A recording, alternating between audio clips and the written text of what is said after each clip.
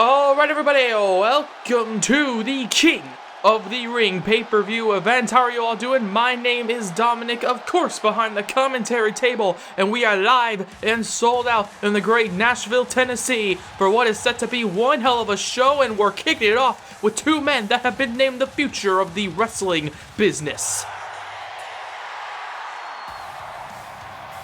And ladies and gentlemen, as you just heard, the crowd is in complete not only euphoria and excitement due to being here for what is set to be, perhaps in my opinion, one of the best pay-per-view cards I have ever seen, but also because that man Seth Rollins is here and he's looking to win the King of the Ring tournament because he knows that he wants another shot at Finn Balor's Universal Champion. Okay, we talked to him backstage. Seth Rollins definitely told us if he were to win here tonight, he would go on to fight for the Universal Championship, and quite frankly, it could be Finn Balor, but it also could be Brock Lesnar. However, right now, there you see the tournament lineup. Okay, we got two semifinals. We got Adam Cole taking on Seth Rollins in just a few moments, and then following this matchup, we're going to be seeing Braun Strowman versus EC3. Two of those four men will be going on to fight later on tonight.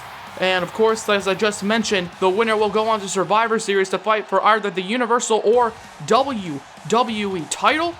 It does not have to be brand exclusive, and tonight, Seth Rollins, he is looking to be the exclusive and only King of the Ring when it's all said and done. But first, he's got to go against Adam Cole. Now, of course, if anybody has the endurance to compete in a grueling tournament such as this, it's Seth Rollins. However, Adam Cole, he loves to sneak his way into victories, and tonight he might just do that against Seth Rollins. Perhaps Adam Cole is also thinking, hey, you know what? Seth Rollins, he's been in a grueling fight against Roman Reigns just a few weeks before this matchup. One that might have psychologically messed him up a bit, knowing that he has to fight and brawl with his current best friend on Monday Night Raw, Roman Reigns. However, that man, Adam Cole, he started his run in the King of the Ring tournament as the first matchup following SummerSlam.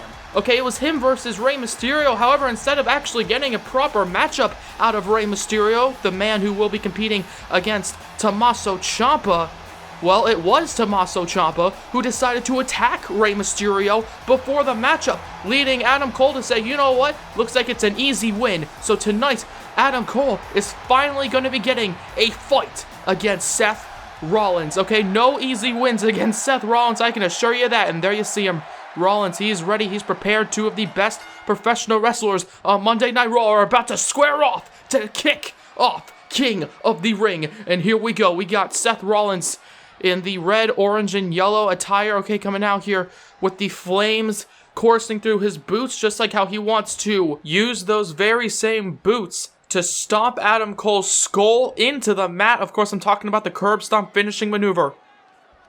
However, Adam Cole strikes back with a cheap shot. And now, once again, back to the lockup. Seth Rollins, however, gaining control, has him in a headlock. Okay, I expect a very even match between these two men. Okay, they are very similar in ring. However, when it comes to the content of their characters, they are very different. Okay, we've got Seth Rollins, who's very noble, where Adam Cole, someone called very cowardly, constantly running outside the ring, constantly hiding behind his fellow Undisputed Era members. There's now only a 1 count there by the referee, as Seth Rollins looked to pin the former United States champion. Of course, Seth Rollins also a former United States champion in his own right. However, right now, they are both looking for greener pastures when it comes to holding the championships, the top championships of both Raw and SmackDown, both wanting a shot at either the Universal or WWE title. One, no, and only a 1 count following the neckbreaker. Okay, that's what it's all about. There's not a lot of hatred between these two, unlike some of the matches we have here on this King of the Ring card, where there is a lot of animosity between the members of the matches. Instead, this is all about who's better. This is all about who will go on to Survivor Series, as Seth Rollins shows off some agility, kicks him in the stomach before hitting him with the Enzuigiri, kicking him right in the side of the head. And now Seth Rollins, this could be his time, goes for a quick cover. 1, 2... No, and only a 2 count. And expect a lot of quick covers between these two men. Because as I said, it's not all about hatred. It's not all about the psychotic and violent thoughts these competitors have for certain members of the roster. No, instead, this is... Oh! With a DDT there. This is all about the King of the Ring tournament. It's all about the Universal and WWE titles. It's not... Oh my god, wait a second! Adam Cole goes for a kick, but Seth Rollins counters, and then Adam Cole catches Seth Rollins out of midair. 1, 2. No, but he does not catch his victory. He does not steal the victory away from Seth Rollins, at least not yet. As Seth Rollins, with a kick right to the stomach. And now he punches him right to the head, turns him around, but now Adam Cole goes behind him.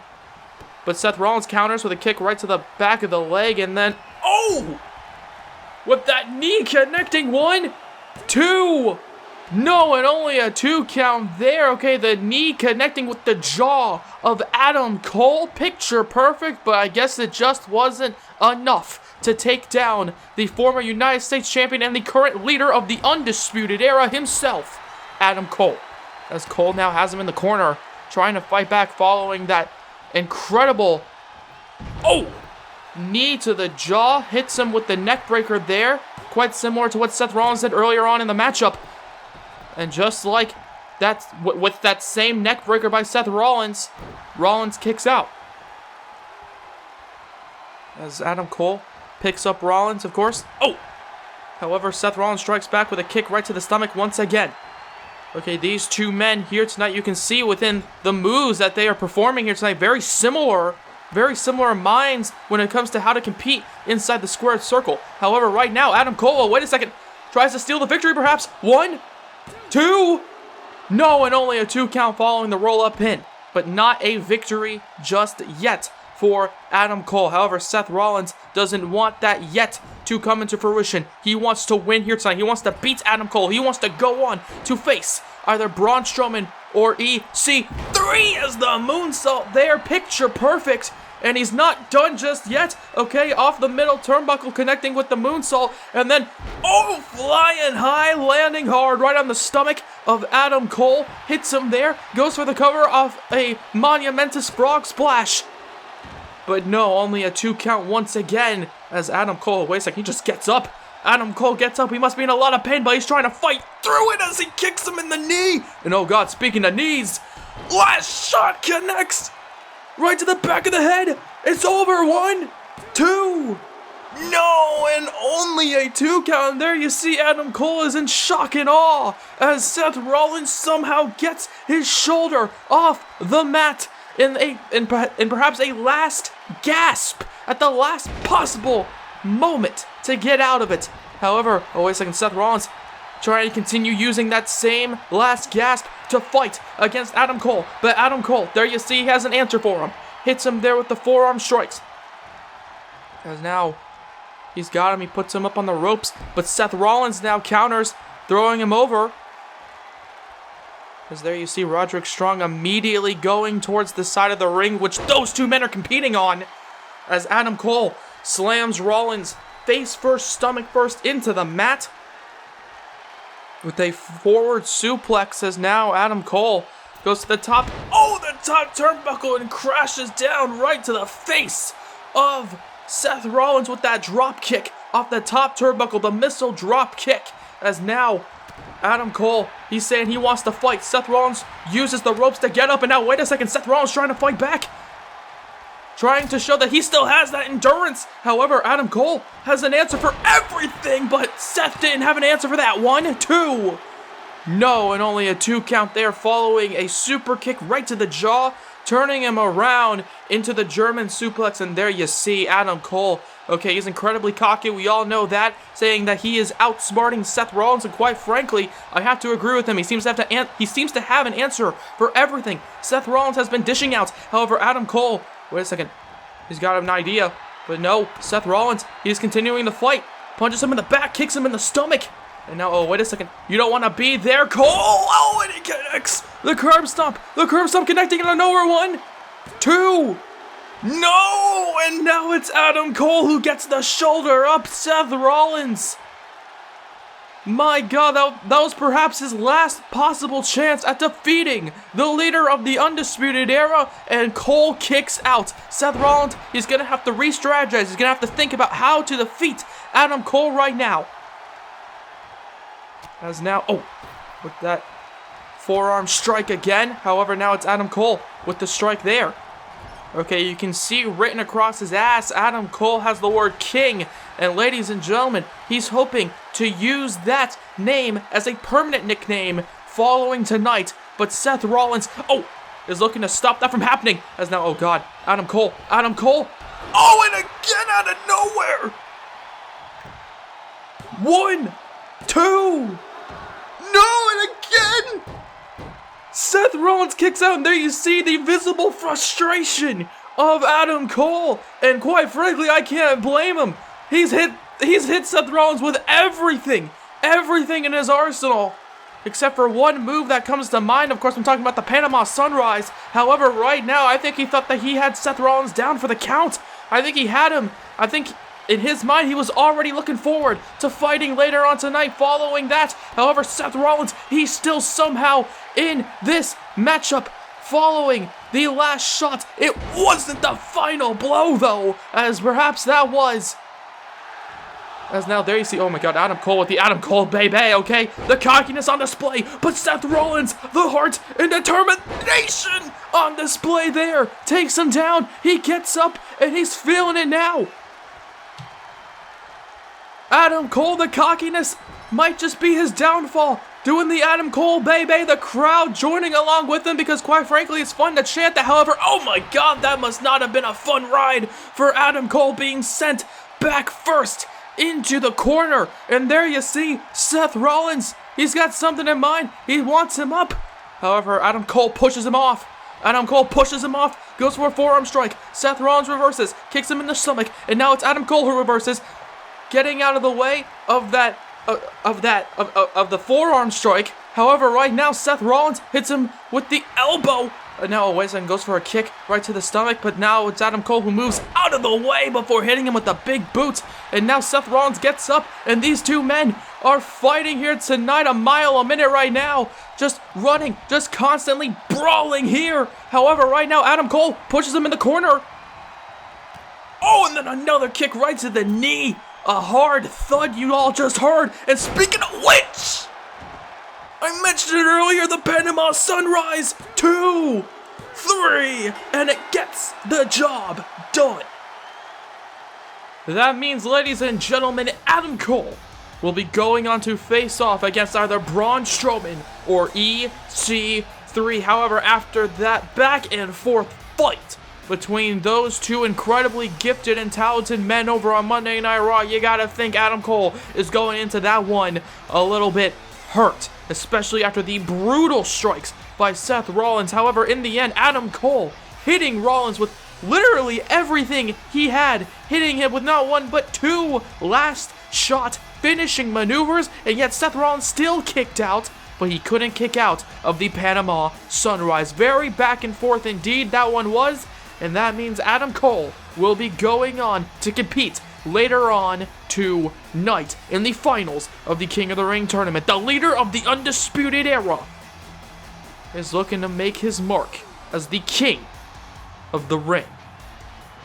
And of course, I just mentioned it. There you see the current tournament lineup. The brackets are Adam Cole going on to fight in the finals, as I just mentioned, to face off against the winner of our next matchup, Braun Strowman or EC3. Will Adam Cole have to deal with the monster among men, or will EC3 somehow, once again, honestly bullshit his way into a victory? Because that's exactly how he got into this matchup in the first place. Okay, EC3 is only into this matchup due to his demand over Jackson Ryker in his King of the Ring match against Drew McIntyre to hit him, okay? EC3, right when the bell rang, immediately ran outside the ring, told Jackson Ryker to punch him, told him to strike him, and that's exactly what Jackson Ryker did, slapping him in the chest, and as such, the bell rang, and EC3 technically won by disqualification. Some have called it incredibly intelligent. Others, like me, call it kind of bullshit. And quite frankly, I don't like to curse a lot. However, I will say this. That was indeed bullshit. Just like how the fans at the moment booed EC3, chanted bullshit at EC3. And right now, EC3, hopefully he gets punished by the monster among men. I guarantee you that's what Drew McIntyre wants. However, that's not what EC3 wants, as there you see him. EC3, no, wait a second. And of course, Jackson Riker, EC3's personal employee, his bodyguard. As now, come on, there you see him saying King on his shirt right there. And it seems as though Jackson Riker has come out here with that steel chair to, oh, and again, to make EC3, to practically guarantee EC3's eventual King of the Ring title, or at least to go on to fight against Adam Cole. Both men incredibly cowardly, as you can see right now. However, I will say this, Adam Cole at least fought hard in his matchup against Seth Rollins. Right now, you see Jackson Riker just beating the hell out of Braun Strowman for him with the sneak attack, and then just over and over again with the steel chair, my god. Oh my god, okay, steel is not meant to meet flesh and bone. Is that, wait a second!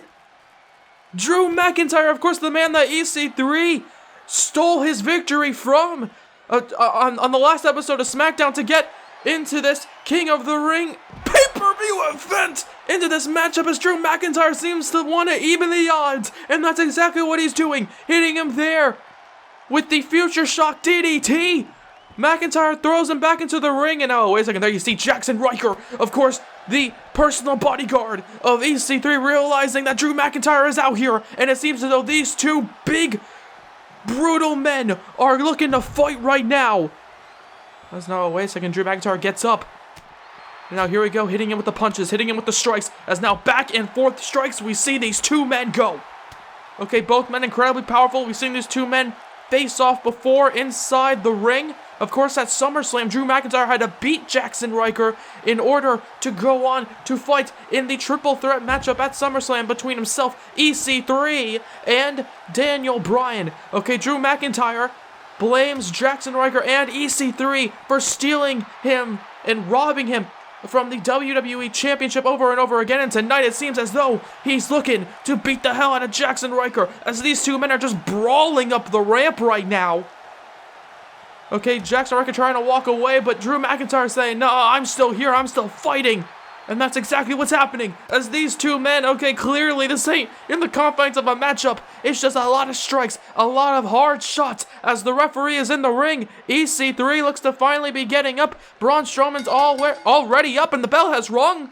And it seems as though EC3 might have realized that, oh shit, he now has to actually deal with Braun Strowman, as now EC3 trying to strike Braun Strowman now. And Strowman, oh god, there you see him grabbing him by the throat. And takes him down with that punch right to the stomach, launching him into the air before EC3 went crashing and burning on the mat as, oh my god, EC3 punches Strowman in the face, gets out of this, and and EC3 hits him. 1, 2, no, and only a 2 count. Okay, the 1% finishing maneuver, that TKO-like maneuver, looking to take out Braun Strowman for good, but Strowman instead kicks out even after all the chair shots wailing against him. Even after that finishing maneuver by EC3, Strowman is still in this. Okay, he truly is a monster among men, as you can see right now, as Braun Strowman takes down EC3. As there you see Strowman realizing that EC3 is all his right now, as EC3 has to somehow try to fight back, and there you see kicks him in the stomach, and now goes for the strikes, and here we go, EC3 somehow trying to fight against Braun Strowman. It's practically an impossible task. However, we've seen people do it, quite like Kevin Owens, and just like how EC3 is trying to beat Braun Strowman, but there you see Braun Strowman, he's beating the hell out of EC3 with those big punches right to the face, right to the nose, trying to break the damn nose of the top 1% himself with the punches again by EC3. Now, wait a second. He's got him down. Oh, wait, trying to steal a victory, perhaps. 1, 2. No, and only a 2 count there. Trying to steal the victory, trying to get a roll-up victory. However, EC3, he's still fighting. Braun Strowman kicked out. And oh, God. He just got caught. He just got caught by Strowman. And Strowman! Oh, my God. The backwards choke slam there. Right to the back of the neck. Lifting him up. Lifting up EC3. And then slamming him down. And typically he would go for the pinfall, but it seems as though he's not done as he's got him there. Power slam position. Oh, and he takes him down. 1, 2, 3. And there's no kicking out of that one. EC3 has just lost this matchup, and Braun Strowman will be going on to face off against Adam Cole later on tonight. However, EC3, some would call that an intelligent strategy, using his hired help of Jackson Ryker to attack Braun Strowman before the matchup. Again, I would say that that's a bit cowardly, but that's just me. That's just my personal opinion of the whole situation. Either way, though, there you see him, Braun Strowman. He can't be 100% following those vicious chair shots, and of course the 1% TKO finishing maneuver. But in the end, Braun Strowman is continuing on his path to become King of the Ring. However, you also got to think about the other matches here tonight, not just pertaining to the King of the Ring tournament, well, quite like how this one is all about the United States Championship. We've got Rey Mysterio taking on Tommaso Ciampa. Of course, this matchup did come to fruition. This feud, this rivalry did come to fruition due to that man Tommaso Ciampa attacking Rey Mysterio during his entrance going into a King of the Ring qualifying matchup against Adam Cole. Of course, Adam Cole, as I mentioned before, will be going on to compete tonight. However, some would think that if that man Tommaso Ciampa didn't attack Rey Mysterio before the matchup, perhaps it would be Rey Mysterio who was just fighting against Seth Rollins. No idea. However, what I do know is this: Tommaso Ciampa, he is a vile and dangerous competitor, and he's looking to dish out all of his punishments on the current United States Champion, Rey Mysterio. Okay, Tommaso Ciampa lost at SummerSlam, however, just a month ago in a hard-fought, chaotic, Falls Count Anywhere fight with AJ Styles. They went everywhere around the arena, in the crowd, in the backstage area, up the ramp, you name it. Tommaso Ciampa and AJ Styles fought within the confines of it. However, in the end, it was Tommaso Ciampa, that man, who took the pin. However, on the flip side, you have Ciampa's opponent tonight, Rey Mysterio, who not only won his matchup, but won his first ever United States Championship, taking it from Adam Cole. And tonight, Tommaso Ciampa is looking to take that same title away from Rey Mysterio. Okay, but it's not going to be easy. We've got the veteran of the business himself, Rey Mysterio.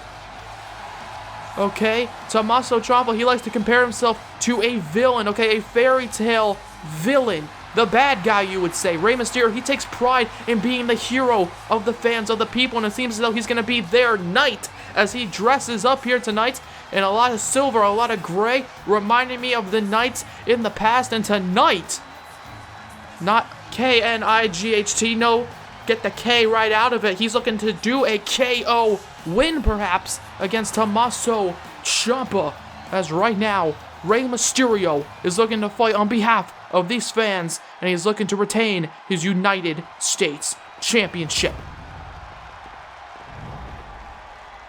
Will he be able to do it, though?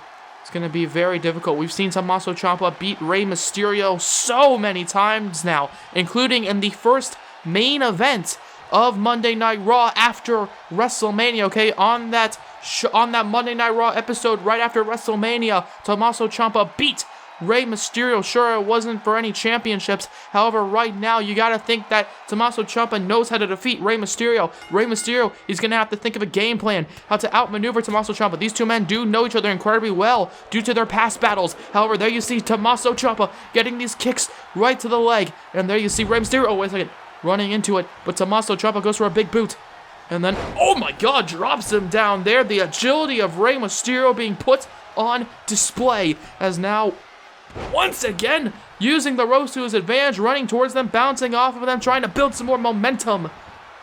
As he connected there with that Hurricane Rana while Tommaso Ciampa was on his knees. However, now he's on his feet, getting up there, moving out of the way of that kick as Rey Mysterio and Tommaso Ciampa very back and forth. As now Ciampa, what is this? Oh, connecting there. And the cover one. No, and only a 1 count. A rare feat of strength by Tommaso Ciampa. But of course, I've said it before, Rey Mysterio, considering the fact that he is so small, it is very easy for the lighter heavyweights, the cruiserweights of Monday Night Raw, or any opponent Rey Mysterio is facing off against, to lift him up, okay? Doing these maneuvers that they wouldn't normally do. However, right now, Rey Mysterio, wait a second, bounces off the ropes, tries to go for a drop kick. However, now it's back and forth once again. Tommaso Ciampa goes behind him. However, he turns him around, tries to go for some sort of rock bottom style maneuver. However, instead, it's Rey Mysterio who is looking to beat the hell out of Tommaso Ciampa, looking to defeat him, looking to retain his United States title with the DDT off the middle turnbuckle on the cover. 1, 2. No, and only a 2 count there. However, Tommaso Ciampa gets up right behind him. Rey Mysterio not going to like this, as now he's got him here. Suplex predicament, taking him down. Beautifully executed there by Ciampa. Okay, picture perfect. However, Rey Mysterio got back up, but only to be met with another slam by Ciampa. And now it's Rey Mysterio who leaps up into the neck breaker. As now Rey Mysterio again showing off his agility, using those ropes to his favor. Hits him there with the moonsault. 1, 2. No, and only a 2 count. And then, oh God, once again, Tommaso Ciampa, he's just getting up.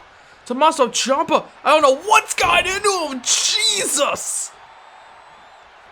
What a thought. And then, oh, come on, really, Ciampa? Really? Oh my God, just ripping the eyes, ripping the holes in the mask, trying to humiliate and play dirty here tonight against Rey Mysterio. And I ain't talking playing dirty just like how your mama does it. No, I'm talking about Tommaso Ciampa using these underhanded tactics against Rey Mysterio as he lifts him up onto the top rope, using those ropes now to his favor.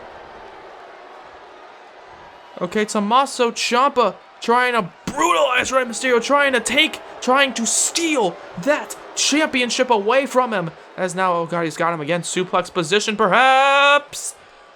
Oh, perhaps he waited a bit too long as Rey Mysterio, he gets out of it, punches him in the back, and then slams him down with the Russian leg sweep. And this might be Rey Mysterio's moment to continue the pressure. Okay, trying to turn the tide back in his favor, following those tactics by Tommaso Ciampa as Rey Mysterio flies into the air and crashes down hard on Ciampa. Okay, Rey Mysterio coming out here tonight, looking to fly, looking to retain his championship. As no, wait a second. The count of 4 by the referee. Tommaso Ciampa has him powerbomb position. This cannot be good for Rey Mysterio. And just like that, the powerbomb right to the back of Mysterio onto the table. On the announce table. My God, as Ciampa is continuing the punishment. Kicks him in the stomach as Mysterio gets up and then gets slammed right back down. That twisting cutter there. 1, 2. No. However, that did not lead to him gaining the United States Championship. Rey Mysterio trying desperately to continue the fight, just like the knights back in the medieval times who tried to protect, the king. Rey Mysterio trying to protect his reign as champion. Okay, his month-long reign as champion. Okay, he hasn't held the title very long, but Tommaso Ciampa, oh God, wait a second, puts him up on the top turnbuckle once again, looking to use the turnbuckle to his advantage.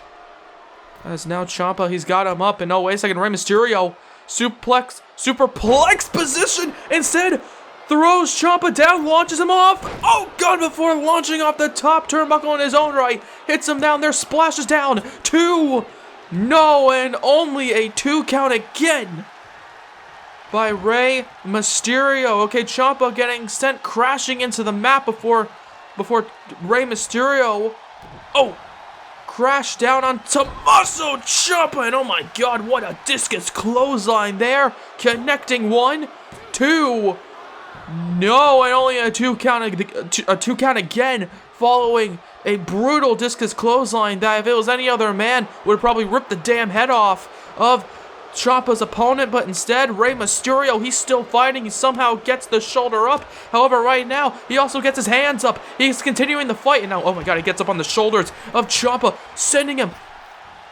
into the ropes before sending him into a 619 position. And Rey Mysterio, he might just do it here, looking to retain his title.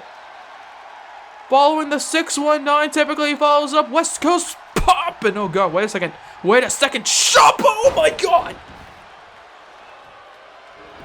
Ciampa catches him, hits him there, Project Ciampa 2, 3, and Ciampa does it!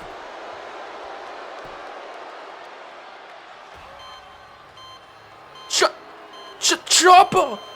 Through all of that, Rey Mysterio, all of that heart, all that determination, all of that need to not only win his championship just a month ago at SummerSlam against Adam Cole, but also to quickly lose it to Tommaso Ciampa in a quite out of nowhere fashion. Rey Mysterio, okay, doing everything he could to defeat Tommaso Ciampa. However, the cold-hearted, the vile, just villain of Monday Night Raw has just stolen the title, and there you see, bam, catching him, going for the West Coast Pop by Rey Mysterio. However, instead, Tommaso Ciampa catches him mid-air, powerbomb position, and it was just over from there, okay?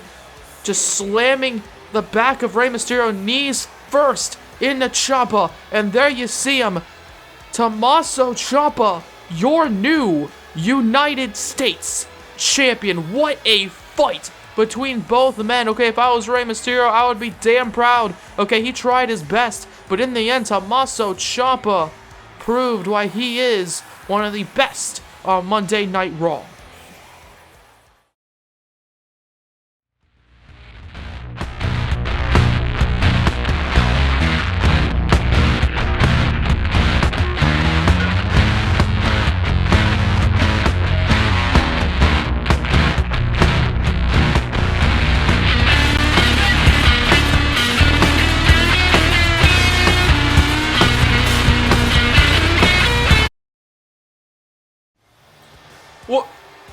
Well, ladies and gentlemen, as you just saw there, Aleister Black is coming back. Okay, we haven't seen him since WrestleMania, when he lost to The Undertaker in a hard-fought victory between two very occult-like members of the WWE roster, and it seems as though Aleister Black, following that loss, is returning. And well, if you remember the draft all those months ago, Aleister Black was one of the first competitors drafted to SmackDown, so I can only assume that he will be returning to the blue brand sometime in the near future, as Aleister Black has announced that he is coming back, he is returning, and somehow I have to turn your attention from that huge and shocking announcement to a matchup featuring two competitors from the SmackDown roster, two tag teams from the SmackDown roster, as right now it's all about the SmackDown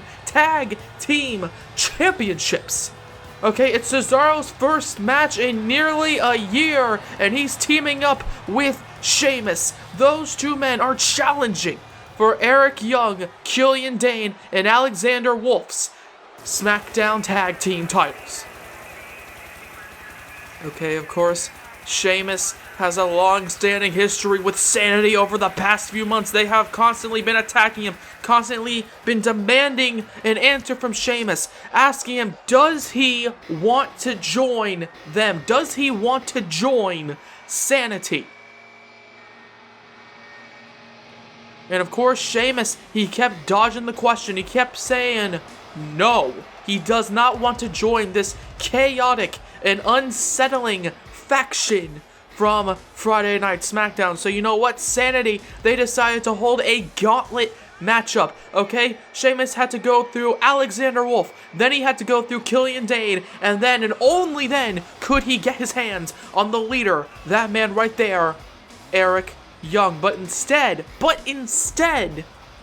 Sheamus lost before he could even get his hands on Eric Young. He lost to Killian Dane after beating Alexander Wolf in a hard-fought fight. Okay, by the end of that matchup with Alexander Wolf, Sheamus, he just couldn't get back up. He couldn't particularly compete against Killian Dane. He could not beat him, and as such, Killian Dane practically squashed him. Sure, Sheamus got a few good punches in, but in the end, Killian Dane beat him. And as such, Eric Young, he came out to the ring, asking him one more time, do you want to join Sanity? And Sheamus' response?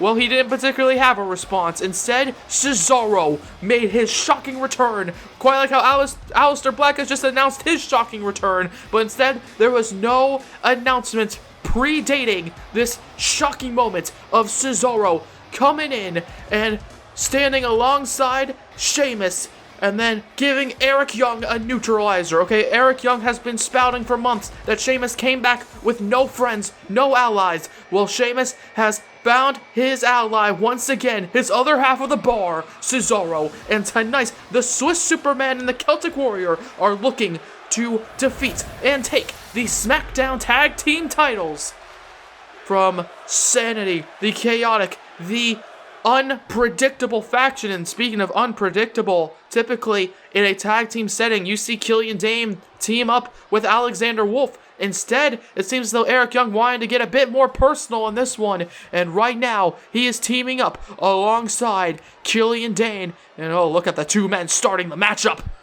Oh, look at the two men starting the matchup. The two men that have been going back and forth. Sheamus has been desperately wanting this moment for such a long time. He's wanted to get his hands on Eric Young. And here we go. Eric Young and Sheamus kicking off the matchup. The bell has rung and Eric Young lands the first punch. But Sheamus strikes back with his own. And now back and forth between these two men. Here we go. Sheamus representing the bar. Eric Young representing Sanity. And here we go, Sheamus with the strikes. Over and over again. And then, oh, hits him there with the clothesline. And oh, here we go. Sheamus raining down the punches. And you gotta think that that feels oh so incredible for the Celtic Warrior.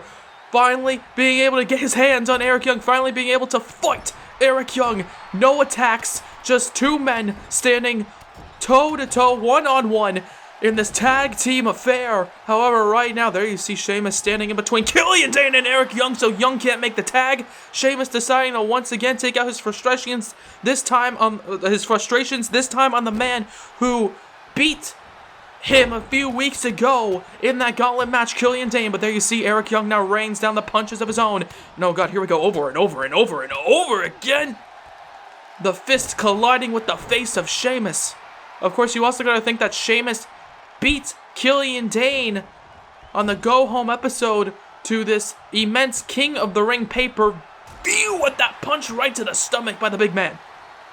And now, of course, Killian Dane, perhaps he's got to be thinking, hey, Sheamus did beat me. He can beat me. We've seen that. But Sheamus has to be thinking the same thing. We've seen Killian Dane beat Sheamus as these two big behemoths brawl and battle right now. Any other B words you can think of? How about these two teams are looking to prove which one is better, which one is the best that SmackDown has to offer, as the SmackDown Tag Team titles are on the line, even though there's a lot of heat, there's a lot of animosity, a lot of anger within, those two men, in particular, Sheamus and Eric Young. You also got to think it's all about the SmackDown Tag Team titles. If Sanity lose those titles, then they might lose their spot as one of the most dominating factions we have seen in the WWE in quite some time. And the Bar know that. The Bar know that they need to take those Tag Team titles away from them. They need to put themselves on a pedestal. Cesaro has returned, and right now, Sheamus gets sent crashing into the mat. Okay, Cesaro has returned, and what a welcome back present it would be if Cesaro and Sheamus could win those titles, as Sheamus takes him down with a neckbreaker, and the big man, oh God, gets right back up. Jesus! As Killian Dane gets up, and oh wait a second, Sheamus makes the tag, and Cesaro, here we go, runs in, hits him there, and now goes for the strike. Oh, but Killian Dane strikes back, reverses, but now it's Cesaro. Here we go. Cesaro with the punches right to the face of the big man. Sheamus has gotten up, but Cesaro, oh, he must be feeling so good right now. He hasn't been able to compete in the confines of the squared circle for almost a year, and right now, he's looking to dish out so much punishment on anybody he deems fit. As now, oh, with another European uppercut on Alexander Wolf. Now, oh my God, before crushing his skull in between his knee and the ring and the outside area. And of Cesaro, like a one-man wrecking crew. The Swiss Superman taking out all forms of evil right now. Insanity. As Cesaro picks up Killian Dane, seems to have something in mind, and oh, wait a second, perhaps we might just see some new tag team champions right now, as the neutralizer connects, and the cover. 1, 2, no, but Eric Young saves the matchup. Eric Young saves the matchup for Sanity, and now Eric Young trying to fight back, and it seems as though Sheamus has decided, you know what, Cesaro, you seem to want to fight, let's fight right now, as this man, okay, we just saw him, a one-man wrecking crew, taking out everybody, hitting Eric Young with that powerbomb, springboarding over the top rope. Okay, Cesaro incredibly gifted in the ring, nobody can deny that. However, as you see right now, Eric Young, he's trying to continue fighting, he's trying to continue brawling, as Killian Dane is propped up in the corner. And now, oh, wait a second.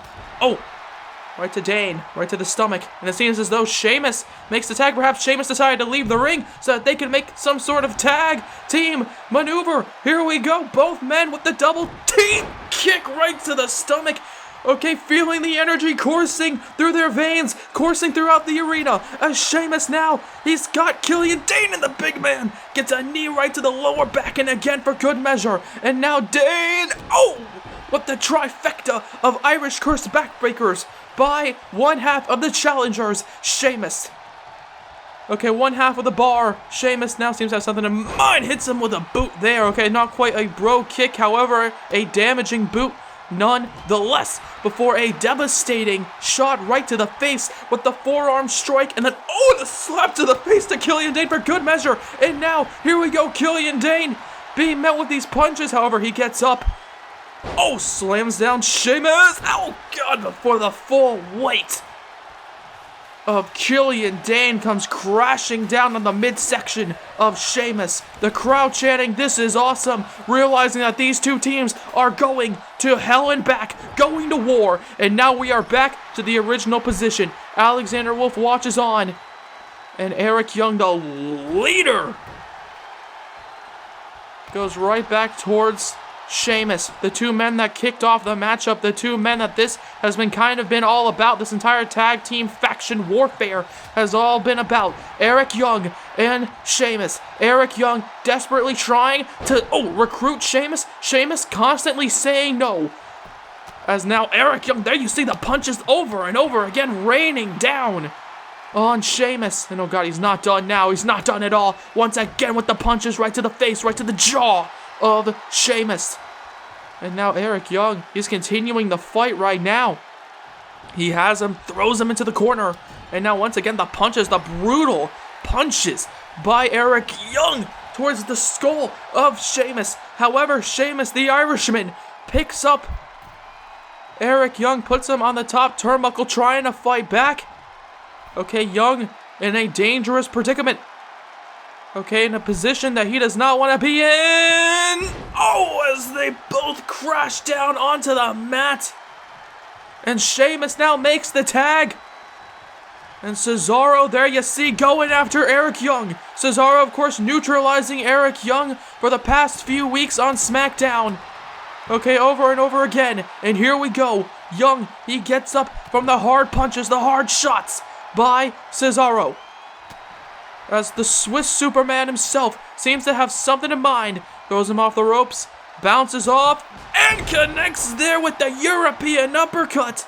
Flies through the air, goes for the cover now. 1, 2, no, and the big man Killian Dane enters the ring. And oh wait, Cesaro stares right at him. Cesaro saying, "Nuh-uh, you can try to go back outside the ring, but you can't escape my hold," as he takes him down with the suplex. And the big man Killian Dane rolls outside the ring. As now, and another European uppercut launching Eric Young into the air as though it didn't even affect Cesaro. Okay, the unmatched strength and potential of Cesaro on display. As Young just went flying into the air. He pulls him to the middle of the ring. And then, wait a second. Perhaps he's calling for it. Okay, it's been a long ass time since we've seen it. And here we go. Cesaro! With the Cesaro swing and the crowd counting along. And here we go. Cesaro over and over again. Going after him. It's still going. However, right now, Sheamus, brogue kick there to Alexander Wolf. And here we go. Cesaro is still going.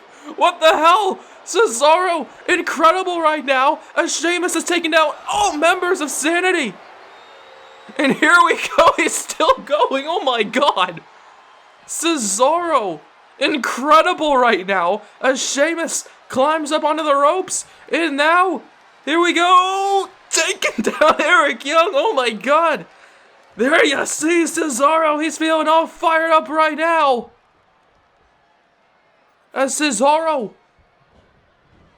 having this crowd on their feet, makes the tag to Sheamus, this crowd in a frenzy.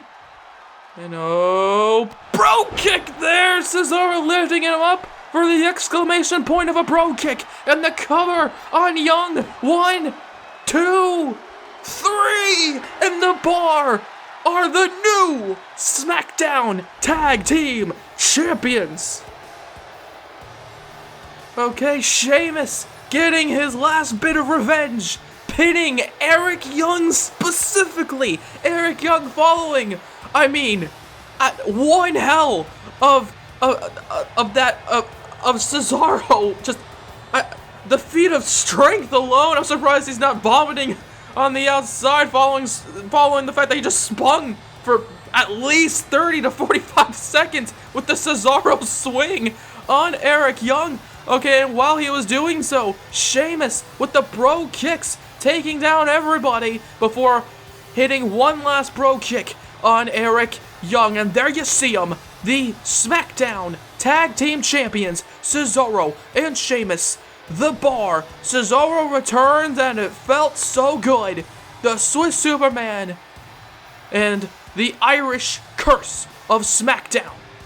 Here at King of the Ring, those two men just beat the holy hell out of Sanity, but now it looks like we're getting into some women's action. It's all about the vacated Raw Women's Championship. Kairi Sane versus Nia Jax. Okay, Nia Jax ruined Kairi Sane's chance at beating Asuka for the Raw Women's title by returning at SummerSlam and attacking both women, leading to a double DQ, and then of course injuring Asuka. Okay, so King Booker decided, you know what? If Asuka's going to be injured, then I have no choice but to vacate the Raw Women's Championship, and Kairi Sane is number one on the building. She is going into this matchup. That was his goal, and then he decided to announce a fatal four-way matchup. It was Shayna Baszler, Dakota Kai, Toni Storm, and Nia Jax. Kairi Sane was going to face one of those four women, and as luck would have it, as fate would have it, it would be Nia Jax that won that fatal four-way, proving once again that she is practically unbeatable, that she is a monster. And tonight, Kairi Sane is looking to slay the monster known as Nia Jax. As there you see the Pirate Princess herself, she's going to have to think of a way to outmaneuver Nia Jax. Sure, she has a lot of power, however, she's incredibly massive, okay? And that's not a dig, that's not some sort of insult, that's just the truth. She's tall, she's big, she's wide, she's got a lot of power, and Kairi Sane needs to use that against her. Kairi Sane needs to use that raw power and ability to move out of the way of any incoming Nia Jax offense. And then, and only then, will she be able to defeat Nia Jax and become the Raw Women's Champion. Okay, Nia Jax is beatable. Okay, it's not like she's undefeated here in the WWE. We've seen her lose a few times to women like Asuka. Kairi Sane is going to have to really work her ass off to defeat Nia Jax, even though it is possible. However, if you ask Nia Jax, ever since she returned, she has been on a ruthless streak of domination, and this might be a new Nia Jax, one that is even more terrifying, and that's saying something, because Nia Jax before was pretty damn scary when it comes to what she can do inside the ring against her opponents, absolutely dismantling them, and tonight she is looking to repeat that. She is looking to take home the Raw Women's title and perhaps even Kairi Sane's head. Okay, there's not a lot of bad blood between Nia Jax and Kairi Sane, except for the fact that she, of course, this being Nia Jax, cost Kairi Sane her shot at beating Asuka fair and square in a one-on-one matchup for the Raw Women's title. Okay, so Kairi Sane is looking to get revenge for that. However, right now, Nia Jax is going to be looking to punish Kairi Sane no matter what, because that's what she's going to have to do. Kairi Sane, she is incredibly great inside that ring. Sure, she might have a few losses on her win-loss record. However, right now, she's going to have to turn this into another win here tonight, another point in the victory column, and right now, if she can continue doing this, it might just work out her favor as she's continuing the strikes over and over again on Nia Jax. Okay, hitting these strikes over and over again, these forearms, these kicks. Okay, not letting up, not giving Nia Jax any moment to breathe, any moment to fight right now. Oh my god, except for that punch, and oh Jesus! Whoa, with that, a spinning back fist connecting. Oh my god, and now look at this. Just trying to squeeze the life out of Kairi Sane right now. Oh my god. However, Sane, there you see, she's got a lot of heart in her. Trying to fight back, hits her with the incredibly sharp elbows. Of course, that elbow that Kairi Sane was using would be used to complete the insane elbow. However, right now, if Nia Jax, as she just slams her down with that DDT, Nia Jax is looking to make sure that Kairi Sane cannot hit that insane elbow. And now, oh my god, oh my god, oh my god! I mentioned earlier, Nia Jax, compared to most of the women on the roster, is incredibly large, incredibly big, and she just uses her, oh my god, her raw power and size to her advantage. As you just saw there, crushing Kairi Sane. However, Sane is trying to fight back, going for the strikes. Here we go, Kairi. This is what you need to do. This is what you need to do, okay? She's wearing the blue and white. She's got to make Nia Jax turn black and blue. And here we go. Oh, God, but again gets caught in the DDT, going for that running spear into the corner that she does so frequently. However, Nia Jax now, oh, my God, showing off, oh, that frequent use of her raw power. One. And, oh, only a 1 count. Impressively enough, only a 1 count by Kairi Sane, and then she gets up, and I don't know what's in her, okay? She's got a lot of heart, she's got a lot of determination, she has got a lot of need and desire to become champion, and she is looking to not let Nia Jax gain any sort of momentum, but oh my god, it seems as though 5, 10, 15 of Kairi Sane's strikes equates to one raw, powerful maneuver by Nia Jax, whether it be a slam, whether it be a headbutt. Okay, she's incredibly dangerous. And Kairi Sane showing off her own incredible athleticism and agility there, flying off the top turnbuckle. Goes for a cover in. 1, 2, looking to become the new Raw Women's Champion, but not just yet. Okay, you gotta assume that Asuka, wherever she is, perhaps in the hospital, perhaps recovering at home, you gotta, oh my god, what a slap. You gotta be assuming that she is watching this one and hoping that Nia Jax gets so much punishment by Kairi Sane. She's hoping that Kairi Sane beats the hell out of her, but look at this. Nia Jax once again using her size, her raw power to stop Kairi Sane from running, okay, like a brick wall, and then just repeatedly bashes her the back of her head, the back of her skull into the mat. Absolutely disgusting. However, she's not done. What is this? Oh, and a power slam there. Okay, kind of in the corner, kind of not. I will say this, though. As you just saw with that power slam, Kairi Sane's face was dug into the top turnbuckle there. Absolutely disgusting. But I don't think Nia Jax gives a damn. She's just looking to hurt. She's looking to punish. However, Kairi Sane is looking to outmaneuver, looking to somehow, some way, fight and continue the fight until the bell rings and Kairi Sane becomes the new Raw Women's Champion. However, Nia Jax also is looking to become champion. As she takes her down there, and then, oh, There you see Nia Jax realizes that Kairi Sane is trying to get some breathing room in between her and Jax, and then runs, oh my god, runs into the outside, but perhaps that might be an even more dangerous environment for Nia Jax to continue her punishment. But there you see Kairi Sane, send her into the steel steps, and perhaps this is a good thing. Perhaps Kairi Sane was thinking all along, hey, maybe I can use that outside environment to my advantage, throwing her into the steel steps. And this might be Kairi Sane's one chance to continue the pressure, continue the fight. The count is 6 by the referee, and then the Hurricane Rana connects on Jax, taking down the big woman right there. As the count of 8 by the referee, Sane throws Jax back into the ring right before the count of 9. And now, there you see, just stomping on Jax, trying to continue striking, continue punishing Nia Jax right now. However, there you see Jax pushes her into the corner, but now it's Kairi Sane with a boot right to the face of Jax. It's all about the Raw Women's title right now, and there you see Kairi Sane 1, 2, no, and only a 2 count there, trying to win by any means necessary, trying to get a sneaky roll-up victory over Nia Jax. Some would call it cowardly, sure, however, when comparing, oh my god, Kairi Sane and Nia Jax, I think that was probably a very intelligent maneuver. Okay, outmaneuvering Nia Jax and then maneuvering into a roll-up victory. And oh my god, speaking of outmaneuvering Nia Jax, she just flips out of that slam. Okay, Jax was picking up Kairi Sane for some sort of maneuver there. However, as you just saw, Kairi Sane flipped out of it. And this might be her one chance at redemption. Her one chance at becoming the Raw Women's Champion. And now, Kairi Sane, after a Hurricane Rana there, sending Nia Jax into the mat. Sane climbs up to the top turnbuckle. And, oh no! She goes for the insane elbow! She goes for it! And Jax moves out of the way! And slams her down with the Samoan drop! The Samoan drop connects.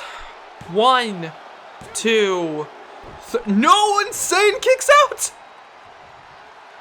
Typically, that is a one that you only have to hit that maneuver once to finish off your opponent if you're Nia Jax, but instead, Kairi Sane somehow kicks out of it after a horrible landing from the miss of the insane elbow, crashing into the mat before crashing into the mat again, then sending Nia Jax now into the mat as Sane waits for Jax to get up. And now here we go, both women on the outside, but now, come on, this is ridiculous. Nia Jax using the barricade to her advantage. Takes down Sane. Oh god, what is this? Oh my god! Similar to a Cesaro swing, you could say. Nia Jax just sends Kairi Sane into the barricade. And now throwing her around the outside area. The count of 5 by the referee. As Nia Jax looks to continue the punishment. Okay, hitting a Samoan drop on Kairi Sane. Just launching her, oh my god, into the barricade. Okay, Nia Jax incredibly devastating here tonight against Kairi. Oh my god, and then that leg drop. 1, 2. No, and only a 2 count there. Kairi Sane still in the fight, ladies and gentlemen. Of course, Nia Jax has used that same leg drop to win herself a few titles of her own. However, instead, oh god, wait a second. It seems as though Kairi Sane, oh god, dropping her heel onto the back of Nia Jax, now goes up top, and she seems to have something in mind here. What is this? Off the top rope, insane elbow connects. The insane elbow connects. 1, 2, the irresistible force has not been slain just yet. How in the hell is this happening? How in the hell is this match still going? I have no idea. However, Kairi Sane has to continue the fight. She hit Nia Jax with her very best maneuver, hitting her with the insane elbow. And oh god, wait a minute. Nia Jax takes her down with the Samoan drop. Typically, 1 finishes off her opponent.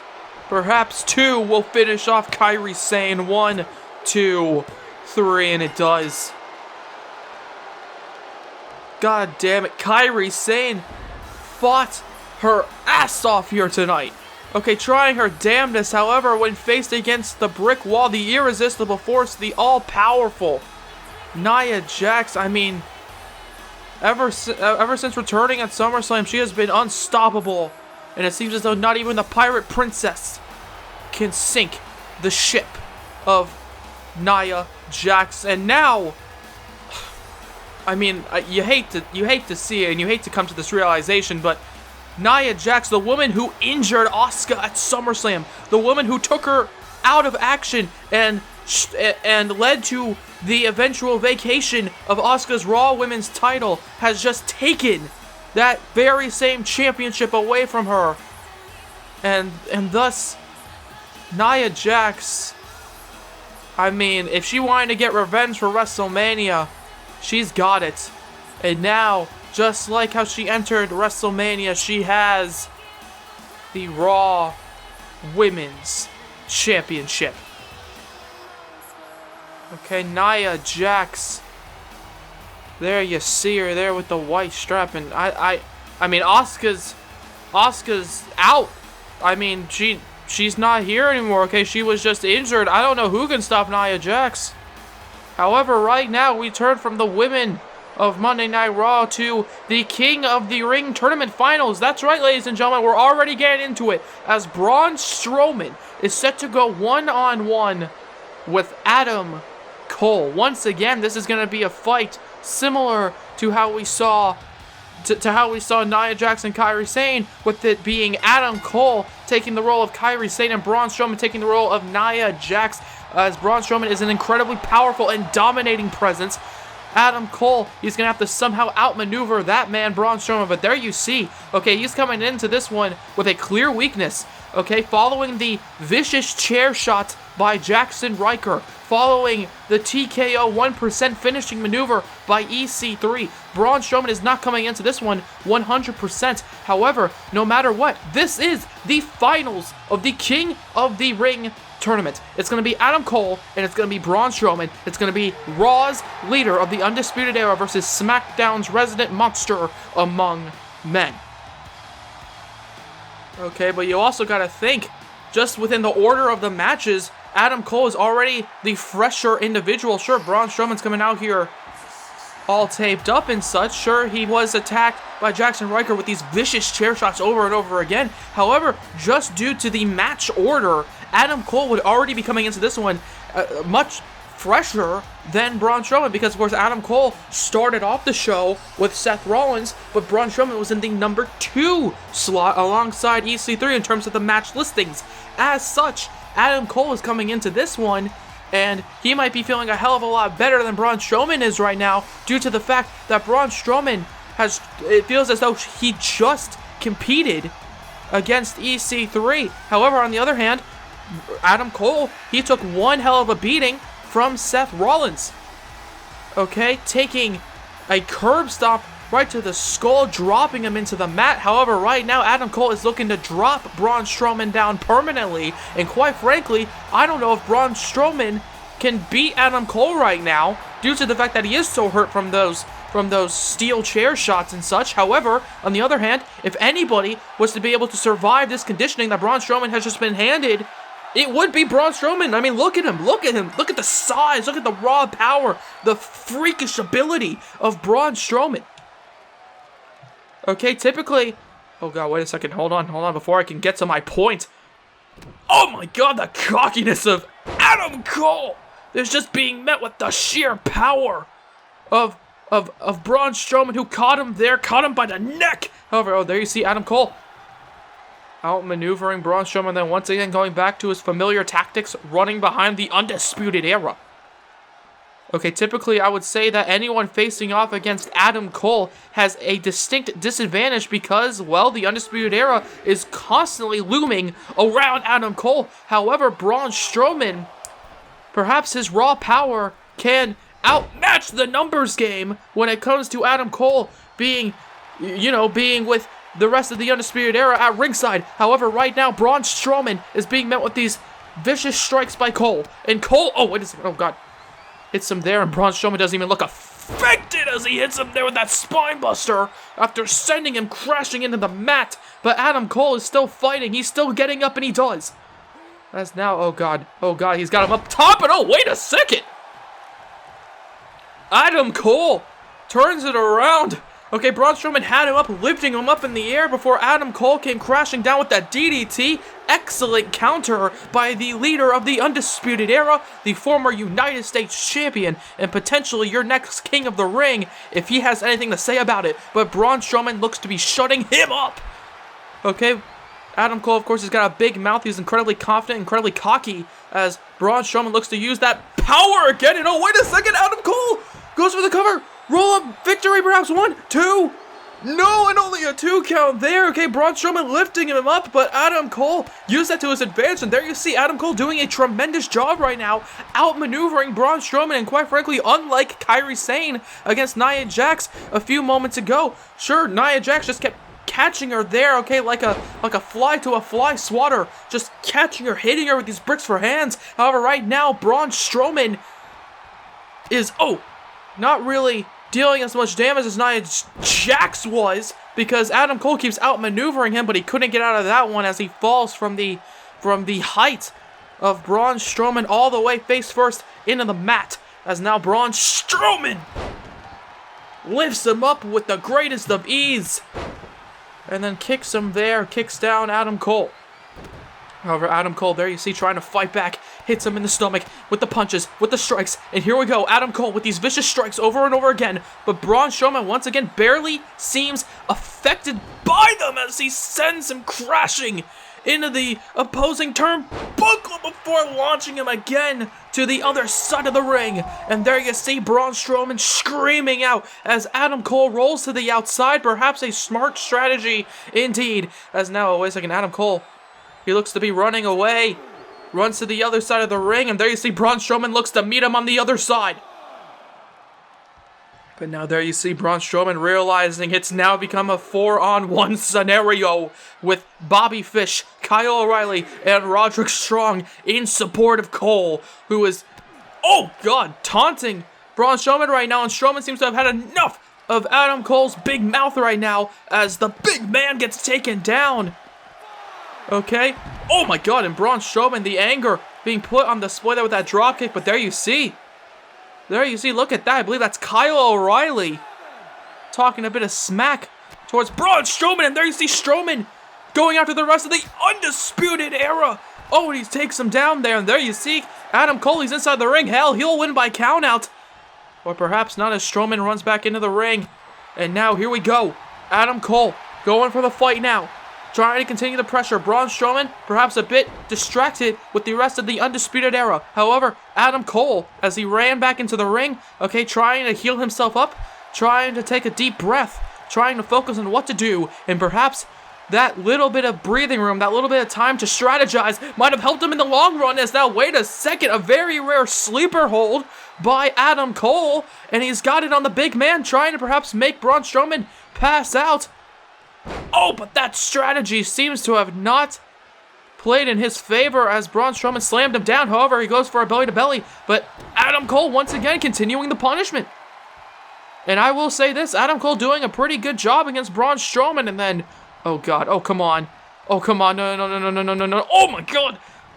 oh my God, stomping on the hand of Braun Strowman, and we knew that was going to be a focal point in this matchup. 1, 2, no, and only a 2 count. That arm that's heavily taped up due to the attack by Jackson Riker earlier on with the steel chair, just whipping it into the arm, whipping into the shoulder over and over again, trying to dislocate it, trying to brutally harm Braun Strowman, and it seems as though it might just have helped Adam Cole in this one, as Braun Strowman moves out of the way of that super kick perhaps, but oh my God, Adam Cole gets caught.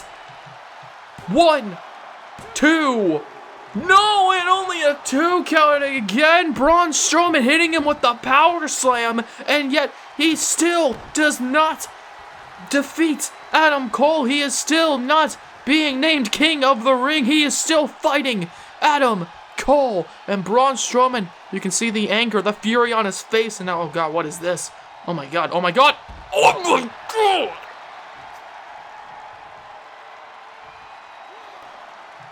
And the sickening thud of Adam Cole's body being met with the ring mat has just absolutely echoed throughout the ears of everybody here tonight. And oh god, there you see Kyle, Fish, and Strong all staring at Braun Strowman over the body of Adam Cole as Cole gets up following that devastating powerbomb to the outside before getting a devastating shot by Braun Strowman. And here we go, Adam Cole throws Strowman across the outside area.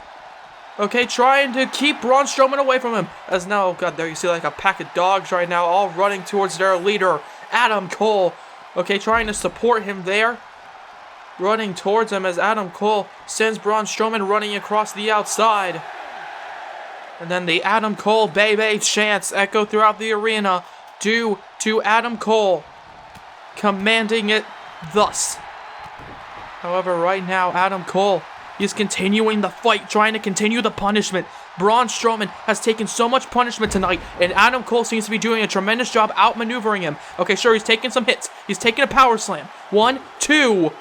No, and only a 2 count. Gets the shoulder up, and as you just saw, he had to lift up the bad shoulder that obviously, of course, affected by the steel chair by Jackson Riker I mentioned earlier. However, right now, he lifted up the bad shoulder and then threw Adam Cole to the outside. And perhaps, wait a second, Adam Cole trying to steal the victory again. Goes for another roll-up. 1, 2. No, and only a 2 count again. The Monster Among Men kicks out. As Braun, oh, wait a second, moves out of the way of that running big boot. However, Adam Cole reverses. He waits for Strowman to turn around and oh my god, the strength. 1, 2. No, and only a 2 count. Their super kick connecting beautifully, but then Adam Cole showing off some power of his own, slamming Strowman down with the German suplex. And of course, you've heard it here. The bigger they are, the harder they fall. But Braun Strowman now, he is not done. And oh my god, he puts Adam Cole up on the top turnbuckle. Braun Strowman is still fighting. However, Adam Cole, he gets off of that top turnbuckle, realizing that it is a very dangerous place to be in when you're facing off against a man like Braun Strowman. Oh, it's Strowman. He's still fighting, as now we're seeing some back and forth shots by both men. He's got him in the power slam position. However, Adam Cole reverses, hits him with the backwards DDT connecting. Okay, he gets out of the power slam position, and perhaps this might be Adam Cole's best chance to somehow beat Braun Strowman. This might be his last gasp, as there you see, he is not taking it lightly as he's hitting Braun Strowman there with those incredibly powerful shots, those punches raining down on Braun Strowman, trying to continue the strikes. And oh my god, speaking of strikes, he just gets met with a headbutt there by Braun Strowman. As Strowman in the corner, oh god, crushes Adam Cole. And there you see Braun Strowman using his size advantage, crushing Cole, and now sends him across the ring into the corner again before crushing him. Adam Cole, the leader of the Undisputed Era, is not looking good. However, a power slam position now looks to go for it, but again, no less. Adam Cole reverses backwards DDT. 1, 2. No, and only a 2 count there. Somehow Braun Strowman hoists Adam Cole off, pushing him off, and Adam Cole now, he wants Strowman. I don't know why the hell he would, as he goes for a kick to the stomach, perhaps a kick to the knee, perhaps trying to set up the last shot. But Braun Strowman now, he is still in this, and Adam Cole, he is also still in this, trying to fight, but Braun Strowman now with the strikes. Clothesline takes him down, ducks underneath. Oh, and then slams him down again, sends him up flying. As now, oh, wait a second, looked to be setting up some sort of maneuver. However, Adam Cole reversed it, sending Strowman head first into the knee of the former U.S. champion. And now with the last shot to the back of the skull of Braun Strowman. Go for the cover, Cole. What are you doing? Go for the cover. And oh, wait a second. Oh god, Adam Cole, he seems to have something in mind. I think he realizes that Braun Strowman, he's too powerful. He's too destructive for that one last shot to work. Oh my god, no, Panama Sunrise connects. And the cover there on the big man. 2, 3. This one's over.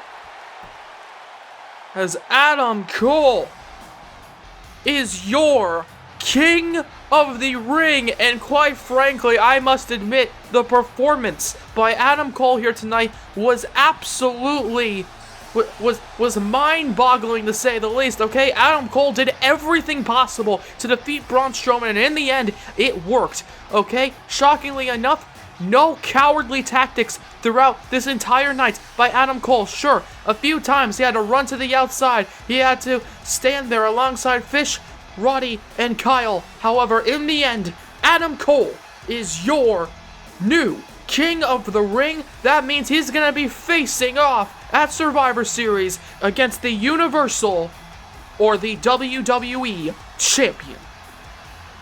However, of course, those respected titles, the Universal and WWE titles, will be on the line later on tonight. However, first we're gonna go to the Matt Hardy compound. Okay, in a few moments, live via satellite, we are gonna watch as Matt Hardy has invited Bray Wyatt to enter his compound, and I guess Bray Wyatt is gonna be leaving the Firefly Funhouse to join him. I mean, he accepted the invitation, so let's see what happens.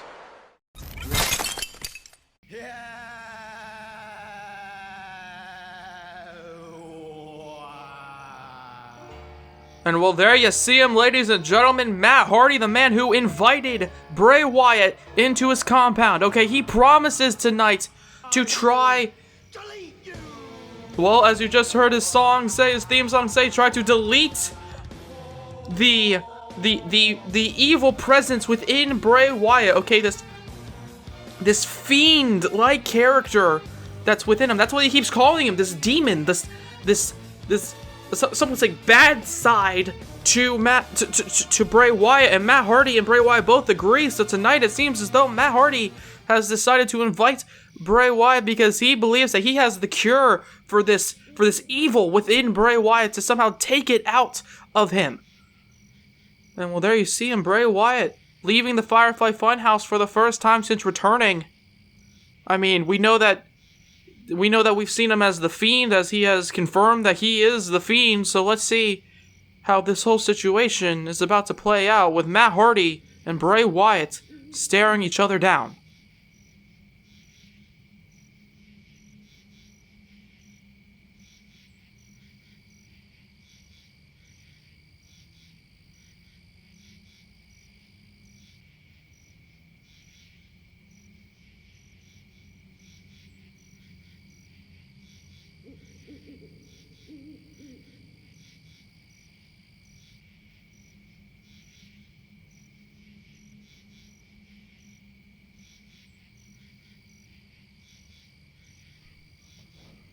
Oh, and Matt Hardy with the punches right to the face and to the stomach. I don't think Bray Wyatt signed up for this, as Matt Hardy sends Bray Wyatt crashing to the outside of the Hardy compound ring. As now, oh god, wait a second, he's got a chair and he smashes it against the face of Bray Wyatt over and over again. My god, I don't think Bray Wyatt signed up for this. I don't think he signed up for this at all. As now, there you see Bray Wyatt once again being sent into the wooden posts, I guess. As Matt Hardy looks underneath the ring once again that I guess Matt Hardy just has. And there you hear just Bray Wyatt just constantly asking for forgiveness from Matt Hardy, and I mean, Matt Hardy is definitely not giving him any sort of forgiveness right now. As oh god, something that Matt Hardy is very used to.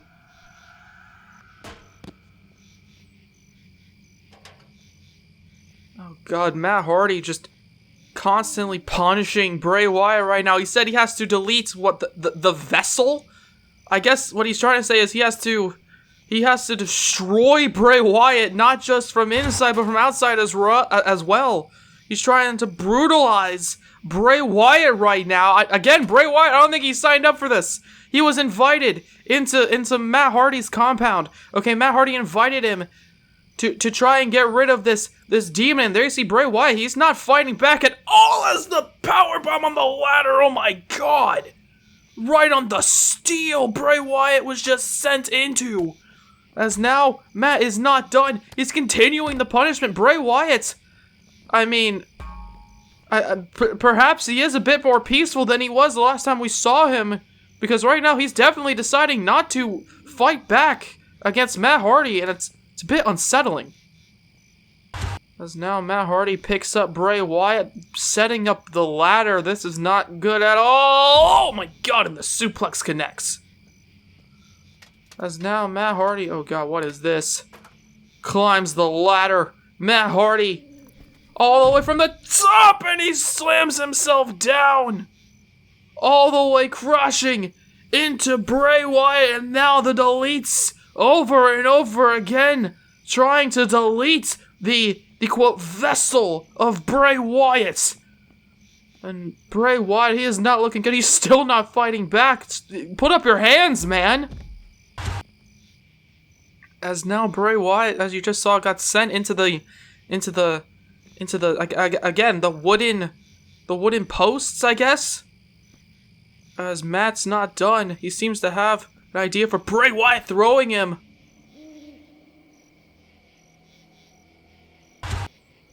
Now Matt and Bray are continuing to fight right now. Sorry if there's a lot of silences coming from me. Okay, I'm a bit nervous. I don't know what to really make of the whole situation. However, right now it seems as though they have entered another part of the compound.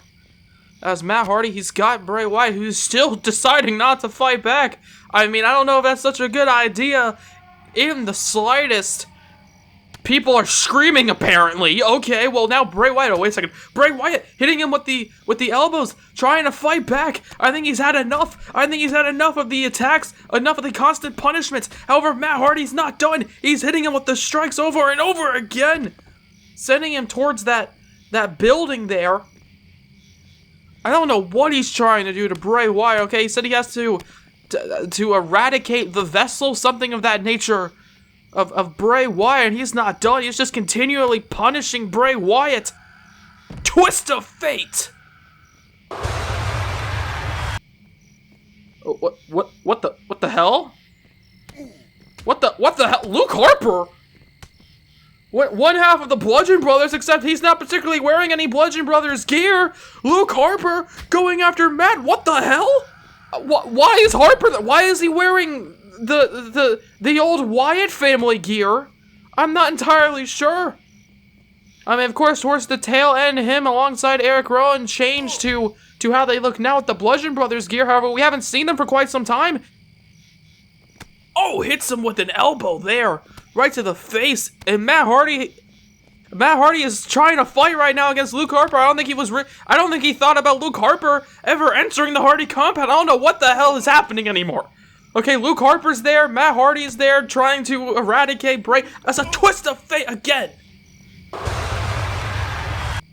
And oh god, wait a second. It seems though Harper is not the only member of Bray Wyatt's past that is deciding to show up at the compound, showing up to fight on behalf of him. Oh my god. As now Matt is having to deal with the oh-so-powerful Rowan, and as you can see, he's not coming out here in Bludgeon Brothers garb either.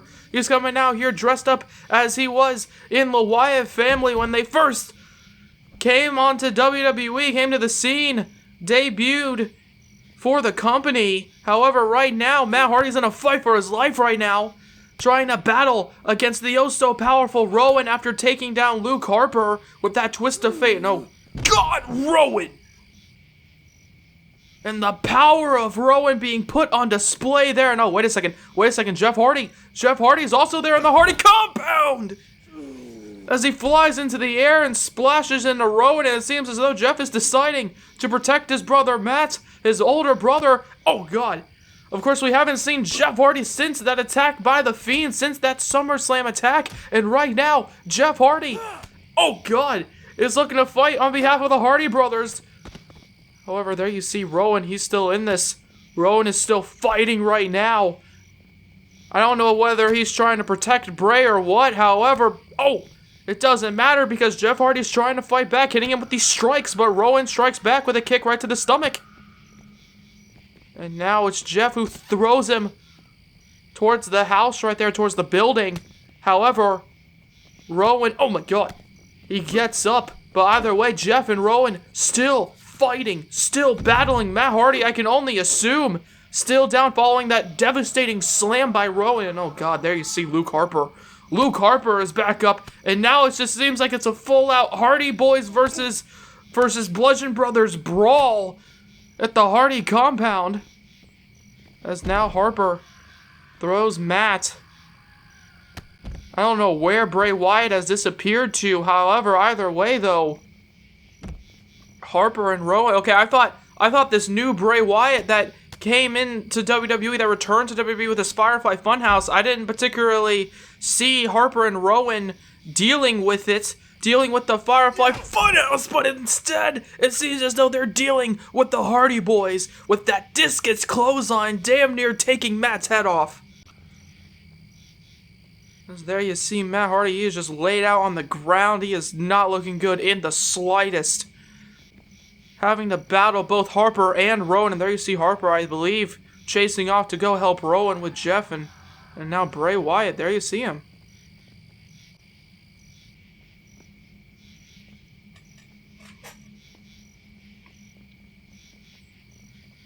Well, Bray asking if Matt's okay, even though Matt was the one trying to beat the hell out of him over the past few minutes, and it seems as though Matt deciding, oh god, to do the deletion chant, saying no, this is not over, as now Bray Wyatt getting pummeled right now by Matt Hardy. And oh god, Matt, what does he have in mind? He's got him. He's got Bray now, and it seems as though he's taking him somewhere. Not entirely sure, throwing him towards another area, perhaps of the Hardy compound. As right now, I honestly don't know what's happening anymore. Okay, Harper and Rowan and Jeff have all seemed to disappear, as now it seems as though Matt Hardy is taking Bray towards another part of his compound. And now, god, this is a very dark area, you could say. Okay, a lot of tombstones and stuff. I don't know what Matt's doing here.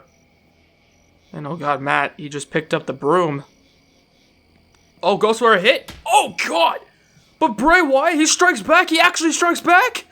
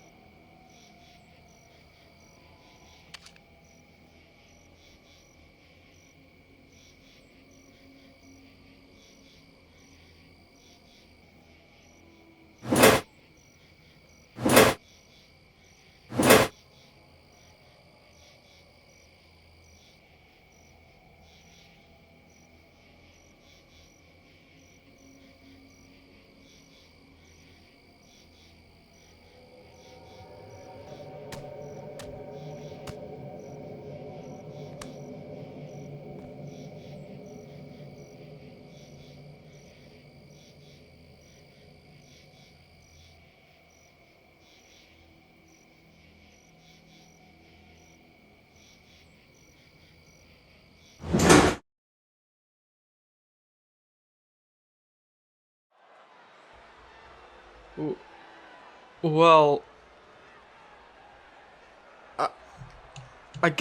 well, ladies and gentlemen, the live feed, as you just saw, the live feed of the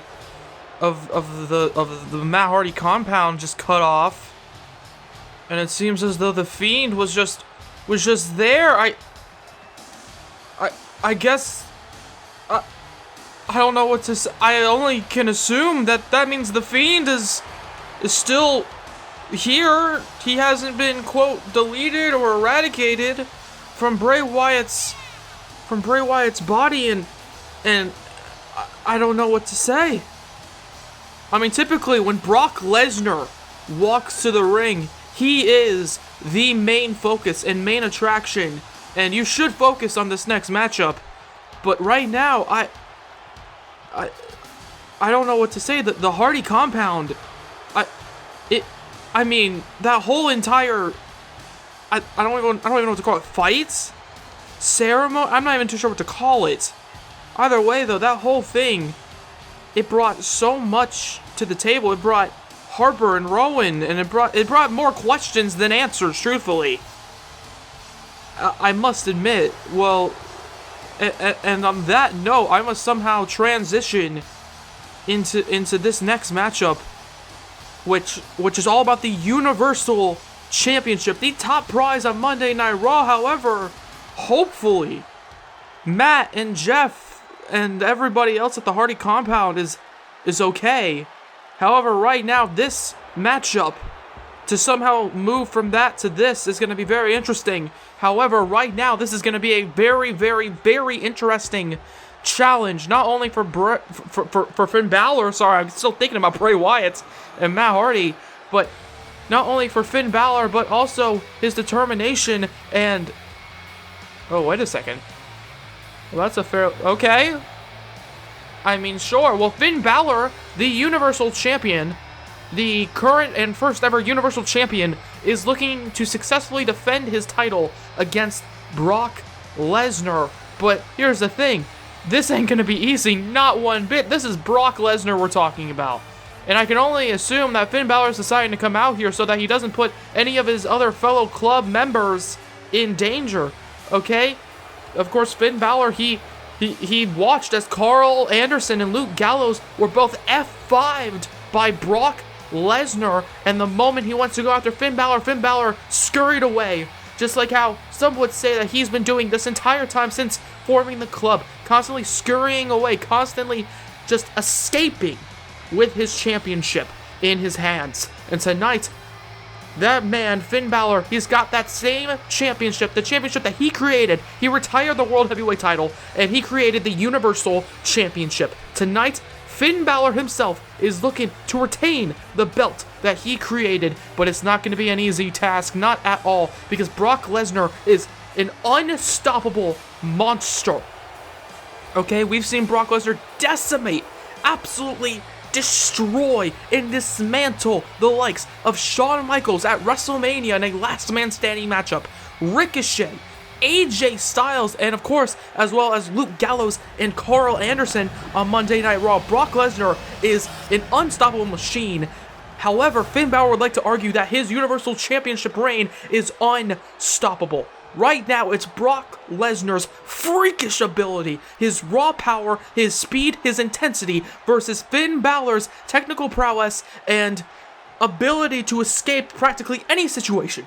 Right now, this is do or die for Finn Balor and his championship, and he knows that. He must be coming into this with a plan. He's going against the Beast, and right now, it's the Beast versus the champion. And oh, wait a second, Brock Lesnar!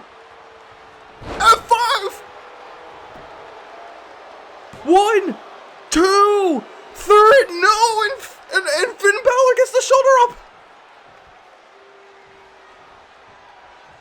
Finn Balor gets the shoulder up, and Brock Lesnar, oh my god, he's got him up again. Another F5 perhaps, but there you see Balor, he's fighting back. He realizes that perhaps a second F5 would lead to a 3 count, and Finn Balor, there you see, he escapes. Okay, I mentioned it before, he has this ability to escape every situation, but he couldn't escape the German suplex. The one German suplex that typically starts an array of different kinds of German suplexes as a belly to back, belly to belly, and even then I can't even call it that, it's a belly to rope to belly, as he brings Finn Balor, the champion, back into the ring, just using his raw power, his freakish ability to throw around his opponents. Oh my god, like a rag doll, sending Finn Balor into the bottom turnbuckle. My god, the back of his head and neck just collides with the bottom turnbuckle, and Brock Lesnar is absolutely dominating Finn Balor already in the opening moments of this contest. However, there you see Finn Balor. Okay, trying to use his speed, trying to use his ability to somehow move out of the way, trying to outmaneuver Brock Lesnar. However, oh my god, there you see Brock Lesnar, he just pushes him down as Finn Balor runs towards him. Oh my god. However, Finn Balor, there you see, okay, he is going to have to hit harder than he's ever hit in his entire life, as he's finally getting some offense in on the Beast Incarnate. And of course, Paul Heyman is watching at ringside, watching his Beast As Finn, oh wait a second, goes for a forearm strike, but now Brock Lesnar, oh my god, again sending him into the bottom turnbuckle. Jesus, oh my lord, Brock Lesnar. Oh my god, Finn Balor, through his time as Universal Champion, has beaten the likes of Daniel Bryan, Seth Rollins, Shinsuke Nakamura, Samoa Joe, and more.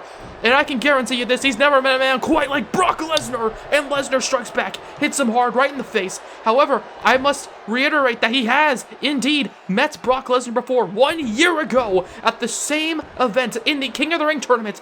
Finn Balor beat Brock Lesnar. He rolled up Brock Lesnar and beat him 1, 2, 3, and Finn Balor knows that he has to do that again somehow, but Brock Lesnar has him trapped. He has him cornered, and he is not allowing him to hit him with anything. Oh, but Finn Balor, he doesn't care if Brock allows it, but he hits the 1916 anyways. And the champion goes for the cover, but the referee a bit slow. 2. No, and only a 2 count there. The referee slow, telling Paul Heyman to get off of the ring apron, as I believe he tried to distract the referee, but in any case, there you see Finn Balor. He hits a 1916, and this, ladies and gentlemen, might be his opening. Okay, typically, oh my god, that 1916 is a match ender, but Brock Lesnar kicks out of it. But of course, you gotta think that that's kind of the only move Finn Balor has hit thus far in this matchup. Sure, there's been an array of strikes, punches, and kicks. However, when it comes to fighting the beast here tonight, the only significant move Finn Balor has hit within this matchup was indeed, oh god, goes for a chop perhaps, was indeed that 1916 as Brock Lesnar German suplex, and oh my god, it looks like he's getting sick and tired of this. Looks like he's getting pissed off, as there you see the beast. He is not letting go of the champion in a trifecta of German suplexes. As Brock Lesnar is sending Finn Balor to Suplex City here tonight, okay? His entire Brock Lesnar. Oh god, wait a second. I can't. I'm sorry, I'm flustered right now as Brock Lesnar. Oh, wait a second, what the hell? Oh my god, what the hell? A hooded figure with the steel chair on the beast? Well, the bell has rung. The match has just been thrown out, but what the hell? Who is that?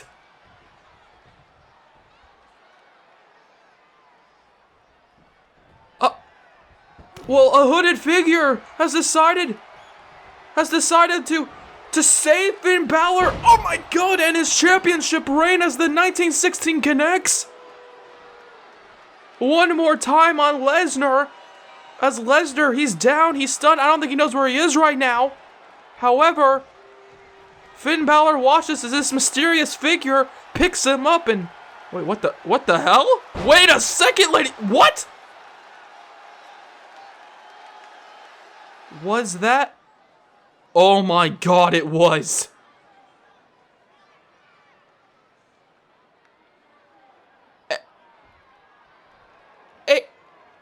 AJ Styles has just helped Finn Balor. I mean, sure, he has a lot of history with Balor in Japan, but why? Why would he interrupt a match up to with this level of magnitude? And oh my god. Did they just... Do my eyes deceive me? They are... Yes, they are. Those are the two sweets. The symbol of the club.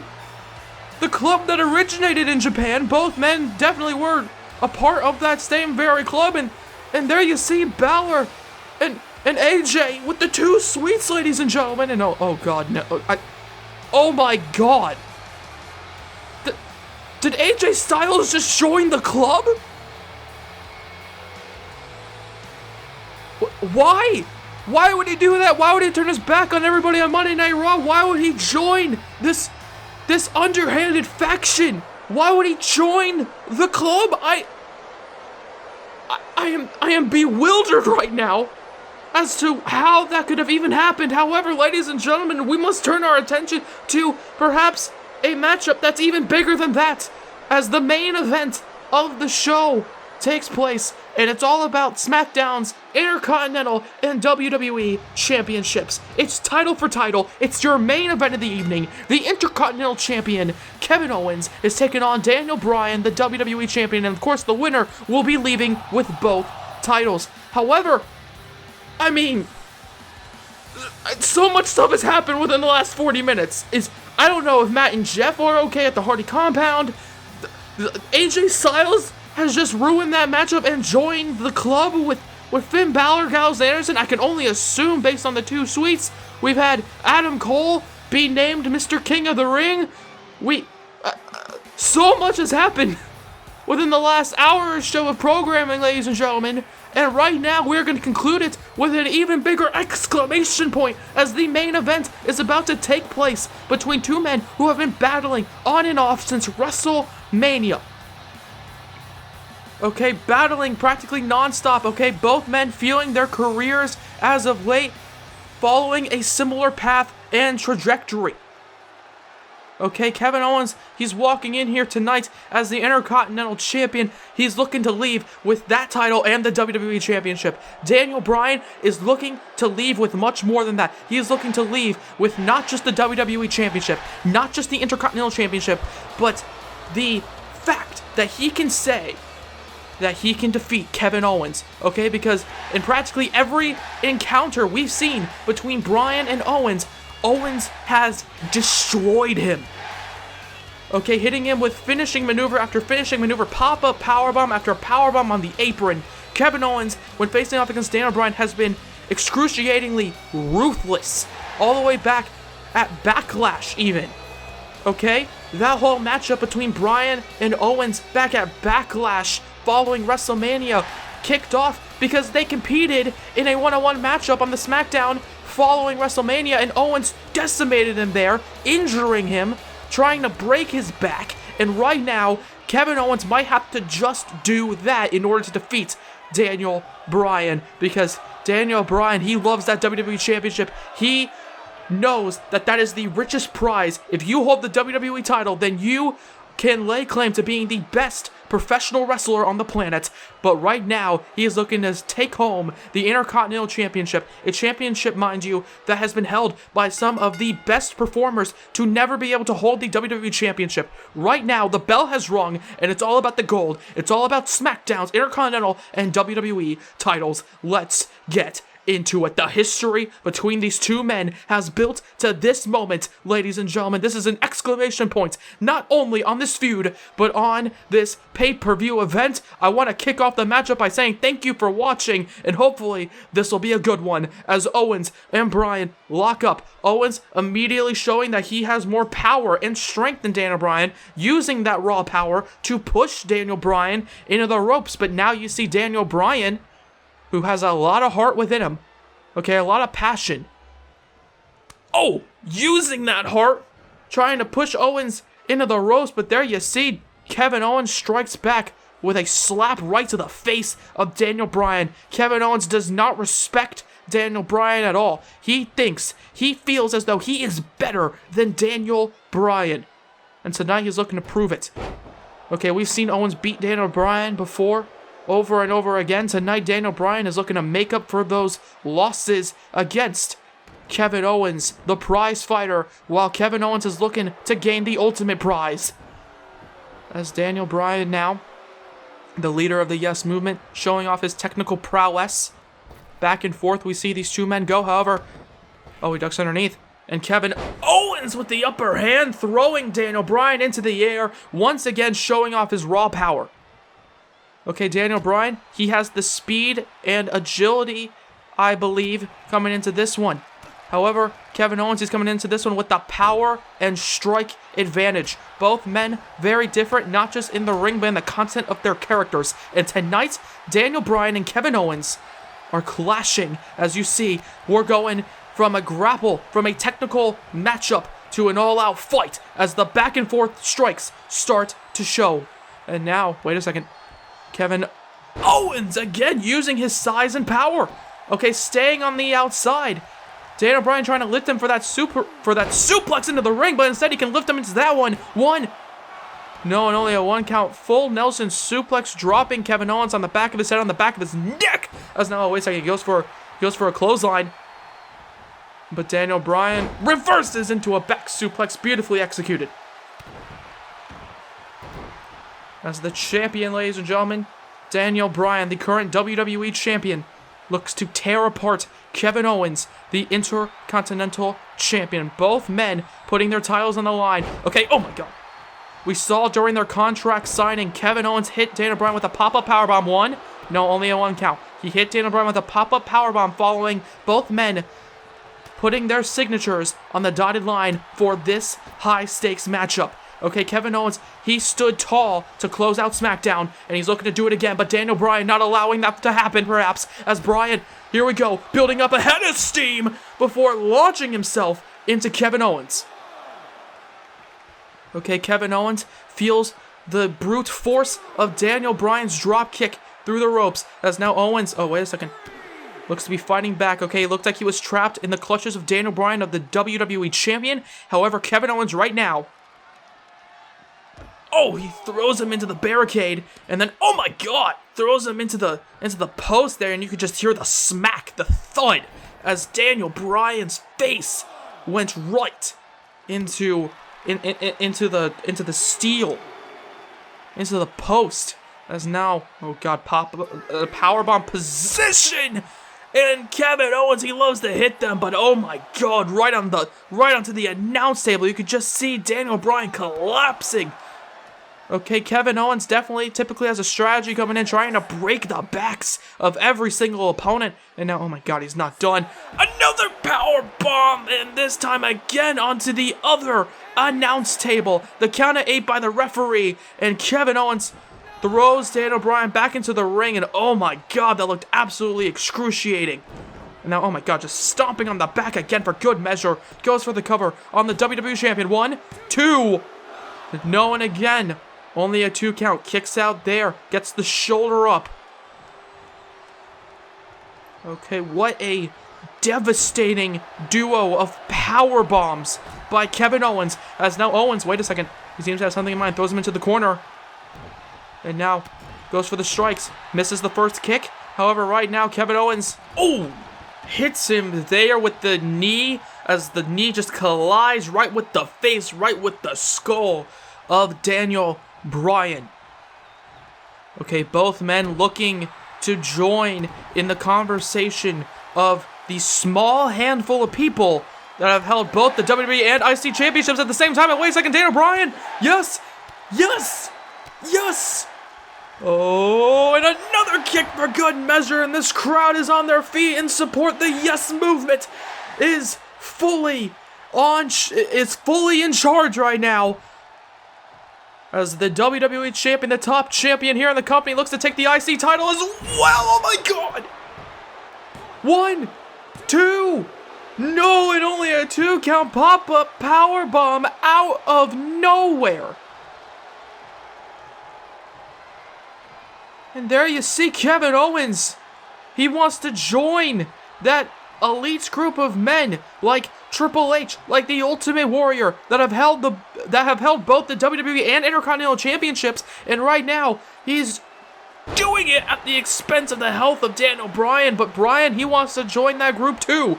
He wants to be named one of those men. However, right now, Kevin Owens, after a pop-up powerbomb out of nowhere, is continuing the punishment with these stomps, with these strikes, with these overall devastating and insulting maneuvers. However, there you see Daniel Bryan. He's fighting back, going with the quick strikes. However, Kevin Owens has an answer for that, but Daniel Bryan has an answer for that one as well. These two men know each other very well. However, it seems as though, hold on a second, Daniel Bryan, the Yes Lock is locked in deep. He's got nowhere to go, ladies and gentlemen. Kevin Owens, he might just have to tap. He might just have to tap here. He might just have to tap, or perhaps not, as that punch right to the face connects. And there you see Kevin Owens trying to fight back, but Daniel Bryan, he ain't one to give up either. As Kevin throws Bryan into the corner now. Oh god, and there you see the incredibly rough and tough punch of Kevin Owens connecting to the stomach, but Daniel Bryan's trying to fight back with those kicks right to the chest. But now it's Kevin Owens with the Irish whip, sending him into the opposing corner. And now, wait a second. Kevin Owens connects. Crashing down. And the cover now. 1, 2. No, and only a 2 count. And oh god, wait a second. Daniel Bryan, the heart of Bryan, being put on display as he just gets up. He just gets up, ladies and gentlemen. And now there you see Kevin Owens just getting stomped on, but Daniel Bryan, he picks him up, and he ain't finished. He ain't finished as he goes for an Irish whip, but Kevin Owens has an answer for that. But now it's Daniel Bryan who has an answer for that Irish whip. And both men back and forth. Here we go. 1, 2. No, and only a 2 count. Okay, both men so evenly matched. They know each other so incredibly well. Sure, they're very different. However, when it comes to who should be on the pecking order in SmackDown right now, I think it should be Kevin Owens and Daniel Bryan who should be at the top of the list, at the top of the power rankings. And I think Daniel Bryan and Kevin Owens agree. However, only one of these men will leave as the #1 ranked man on SmackDown. And Daniel Bryan with a rare elbow right to the face of Kevin Owens, diving from the apron to the floor onto Kevin Owens. And Daniel Bryan is getting fired up right now. This is all about who is the better man, who is the best fighter on SmackDown. As Daniel Bryan now, wait a second, looks to wear down Kevin Owens. Seems to have changed his game plan a bit, going after the leg of Kevin Owens right now. Kevin Owens, he's got nowhere to go. He's trying to reach out towards the ropes. He's trying to reach somewhere. However, instead, his other foot reaches towards the face of Daniel Bryan. Oh god, he goes for a kick to the stomach. But Bryan reverses, and now back and forth. Okay, Daniel Bryan perhaps trying to take the strategy of going after the legs of Kevin Owens, because I've said it before and I'll say it again. If you can't stand, you can't fight. However, right now, both men are still standing, and both men are still fighting. As you saw once again, it seemed as though Daniel Bryan was going to go after the leg of Kevin Owens, as Owens throws him across the ring, ducks underneath, hits him there with the... with the back elbow. However, Bryan is still standing. I don't know how the hell he's still standing after that one. And now, oh, wait a second. It seems as though he's doing more than just standing. He's running to the opposing corner and once again hitting the drop kick. And Bryan now, he's feeling it. Bryan now is feeling the energy coursing through his veins. He wants to become the Intercontinental and WWE Champion. However, Kevin Owens, wait a second, sends him across the ring, Irish whip, oh my god, but then he gets whipped into the mat. 1, 2, no, and only a 2 count again. A second pop-up powerbomb, and Bryan gets the damn shoulder up. I don't know how he's done. His back has taken so much punishment throughout this entire matchup. Okay, power bombs into both the announce tables, and then multiple pop-up power bombs, and yet, oh god, Daniel Bryan still has something left within him. Okay, no one's doubting the heart and determination of Daniel Bryan. Nobody is doubting that. But ladies and gentlemen, I am starting to get a tiny bit worried about Daniel Bryan's health. Sure, he is a competitor, and he wants to prove that he is the best, but oh my god! I think Daniel Bryan's wife would agree. This is getting a bit ruthless by Kevin Owens. This is getting to be a bit much right now. Okay, Daniel Bryan has taken an ungodly amount of punishment to the back, being thrown into those ropes right there, then landing hard.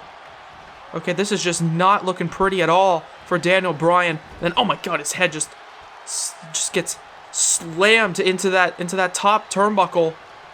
And now, wait a second, Kevin Owens, he's got something in mind. Okay, his back has already taken so much punishment. A superplex will not help in the slightest. As Bryan, god, he's not looking good. He's not looking good. And now, wait a second, Kevin, oh god, crashes down, face first, stomach first, onto the mat. And Daniel Bryan, he pushes him off, and he's feeling the crowd right now. Oh, and he connects with the diving drop kick, but you gotta think that had to take so much punishment out of his back right there. So much landing hard on the back, and now Daniel Bryan, oh my god. I don't think he got enough airtime there. Okay, a terrible landing onto Kevin Owens. I don't think he pulled him down, he got enough, but that did not look picture perfect. Instead, Daniel Bryan, he's still trying to fight, but Kevin Owens, oh, wait a second, there you see, just once again going after the back. Oh, God, and then goes after the face. And now, wait a second, the count of 5 by the ref. Kevin Owens once again, powerbomb position. Daniel Bryan, somehow, please fight out of this. Please fight out of, oh my God. Oh my God. Daniel Bryan's back must be giving out on him. That's the only assumption I can make right now following that terrible landing to the outside with that springboard dive. But now Kevin Owens might have just permanently damaged the back of Daniel Bryan. I mean, just power bombing him. Oh my God, and it goes after the leg. Okay, power bombing him. Hold on, 1, 2. Perhaps he might have permanently stolen that championship and perhaps even his career. But Daniel Bryan, he's somehow still fighting, following all of this punishment, following these power bombs. Okay, being power bombed into the corner. And now wait a second, that stunner. 1, 2. No, and only a 2 count following a devastating stunner there by Kevin Owens. Daniel Bryan has just taken so much punishment, and sure, the heart and determination of Daniel Bryan is once again being put fully on display, but this is getting ridiculous as Bryan, oh wait a second, he kicks him in the leg, and now, oh my God! The running knee! 1, 2, no, and Kevin Owens gets the shoulder up! Okay, I've said it all night with various different matches, but something tells me that that truly was the last gasp for Daniel Bryan. Okay, taking a deep breath in before charging full force at Kevin Owens, hitting him with that running knee, and Daniel Bryan saying, no, I'm leaving as the champion, as he goes for a punch, but Kevin Owens strikes back with a kick to the stomach, and then another one for good measure, and now, oh God, oh my God, oh my God, oh my God! Package pile driver, 1, 2, 3, and he's done it! Kevin Owens has done it! He's somehow beaten the unbeatable! He's somehow sucked the life out of Daniel Bryan through a combination of power bombs after power bombs, pop-up power bombs, or power bombs against an announce table, or whatever. Either way, though, Kevin Owens, sure, he took some punishment as well, quite a lot. Okay, Daniel Bryan definitely fought as valiantly and as hard as he possibly could, perhaps even harder than he ever has in his entire life, to keep his WWE Championship. But in the end, Kevin Owens here tonight. There you see, bam, that was the real, oh my God, that was the point when it was starting to get really sickening. However, in the end, Daniel Bryan, okay, he had one last burst of momentum, and it wasn't enough. Instead, a package pile driver, something that you indie fans of Kevin Owens will be familiar with, is what gave him his WWE Championship. He is now both the WWE and Intercontinental Champion. He's at the top of the mountain as we close out this incredible pay-per-view of King of the Ring. Thank you very much for watching.